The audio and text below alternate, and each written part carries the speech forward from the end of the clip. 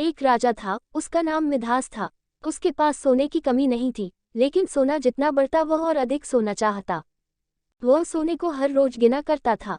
एक दिन जब वह सोना गिन रहा था तो एक अजनबी कहीं से आया और बोला, तुम मुझसे ऐसा कोई वरदान मांग सकते हो जो तुम्हें दुनिया में सबसे ज्यादा खुशी दे। राजा खुश हुआ और उसने कहा, मैं चाहता हूँ कि जिस चीज को छूऊं वह सोना बन जाए। अजनबी ने राजा से पूछा, क्या तुम सचमुच यही चाहते हो? राजा ने कहा, हाँ। तो अजनबी बोला, कल सूरज की पहली किरण के साथ ही तुम्हें किसी चीज को छूकर सोना बना देने की ताकत मिल जाएगी। राजा ने सोचा कि वह सपना देखा होगा, ये सच नहीं हो सकता। अगले दिन जब राजा नींद से उठा तो उसने अपना पलंग छुआ और वह सोना बन गया। वह वरदान सच था। राजा ने जिस चीज को छुआ वह सोना बन गई।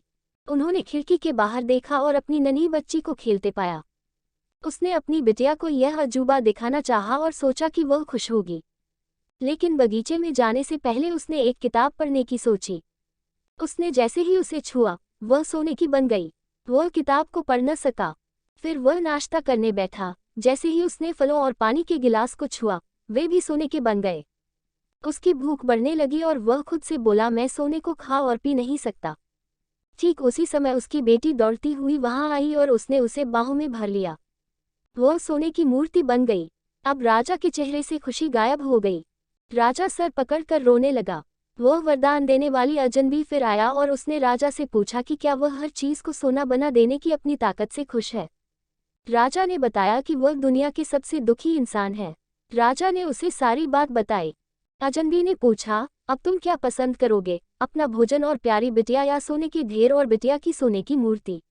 राजा ने गिड़गिड़ाकर माफी मांगी और कहा, मैं अपना सारा सोना छोड़ दूंगा, मेहरबानी करके मेरी बेटी मुझे लौटा दो क्योंकि उसके बिना मेरी हर चीज मूल्यहीन हो गई है।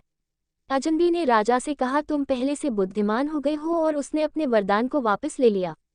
राजा को अपनी बेटी वापस फिर से मिल गई और उसे एक ऐसी सीख मिली जिसे वह जिंदगी भर नहीं भुला सका।